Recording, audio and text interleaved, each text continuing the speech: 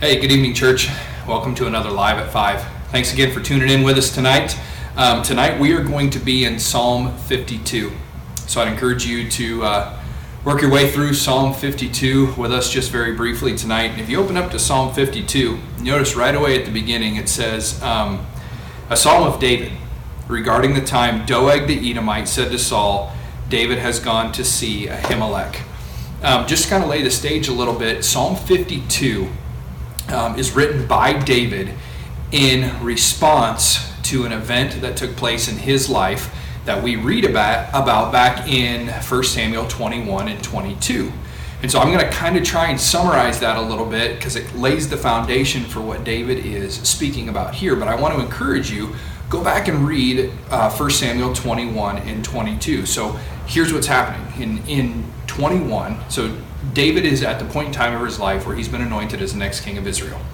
And he is fleeing from Saul. Saul wants to kill him. Saul's at the end of his reign, and if we remember, at this point in time in Saul's life, not really right in the head, okay? I mean, he's not in a good place, and so he just wants to kill David. And so David ends up in the town of Nob and meets the high priest Ahimelech. David tells Ahimelech that he is there on a secret mission for the king, but he had to go rapidly, and so he has no food and he has no weapon. And through their conversation, he's asking for food and so forth, and Ahimelech says, the only food we have here is the sacred holy bread from the tabernacle. And so he gives that to David, and he also gives David Goliath's sword.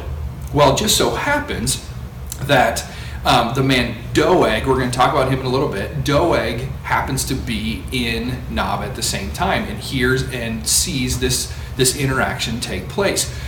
So fast forward into chapter 22, Saul is, again, not in a good place. He is not in solid state of mind. He's kind of losing it a little bit, and David has moved back into the region of Judah. Well, Saul finds out about that, and he's just furious. He's absolutely livid because no one has told him that David is back in the area, and Saul is actually sitting with his closest soldiers and this guy Doeg. Now, Doeg is described as being the head of Saul's shepherds, or basically the head of his servants. So he's got a little bit of a position of authority in Saul's kingdom. Well, again, Saul is just livid because no one has told him that David has been meeting with Jonathan. No one has told him that David has moved back into Judah, and he's just furious. Well, Doeg, who has an evil heart, he is an evil man. He sees this as an opportunity, I guess, to get in good graces with Saul. And so he says, hey, Saul, by the way, when I was down in Nob, this is what I saw. And he retells the interaction between Ahimelech and David, which just makes Saul furious. So he calls for Ahimelech.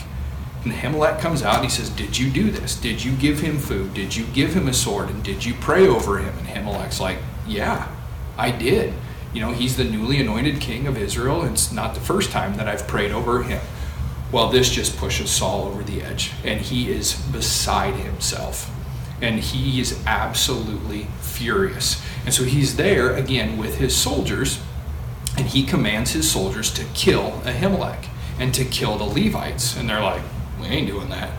There's no way. No way are we killing a man of God, especially a man of God who does not have a sword and cannot fight back. And so they're like, nope, not doing it. Well, Doeg is like, I'll do it. So Saul orders Doeg to go kill Ahimelech. And so Doeg goes out and he not only kills Ahimelech, but he kills 85 other priests. But the thing is, he doesn't stop there. After he has killed all these priests, he then goes back to the town of Nob and kills all their wives and all their children and massacres all their livestock. And that's the event that Psalm 52 is written in response to. But as we work our way through 52, we notice two things about God. And those are the things that I want to highlight. The first thing we notice about God is that he is a God of justice. We read in verse 1, he says, why do you boast about your crimes, great warrior? Don't you realize God's justice continues forever? And then through the next few verses, 2 through 5, David recounts how because of Doeg's evil heart, because of his sin, because of the fact that he has chosen to gratify his desires to gain approval of men rather than God, that he would have to face the punishment for that. He says in 4, you love to destroy others with your words, you liar, but God will strike you down once and for all. And he talks about how because of the wickedness of Doeg, and because God is a God of justice, and because God cannot tolerate sin, that there is a punishment that must come. And if we think about that, I think sometimes we can very easily understand God's justice and his wrath and his anger against sin when it relates to these big things. You know, a man like Doeg who goes out and mercilessly kills 85 men and then their families and their livestock. And we can look at that and be like, well, of course he deserves God's wrath, and of course he deserves God's punishment. But when we think about it, sin is sin, and all sin angers God. And so we are a people who deserve that wrath and that punishment the same way that Doeg did. But then David goes on and he talks about the second aspect of God that we want to highlight, and that is God's unfailing love. We read in verse 8, David says, but I am like an olive tree thriving in the house of God. I will always trust in God's unfailing love. And then he finishes out the psalm praising God for who he is. And so we see two aspects of who God is in this psalm. One, we see that God is a God of justice, and God demands punishment for sin.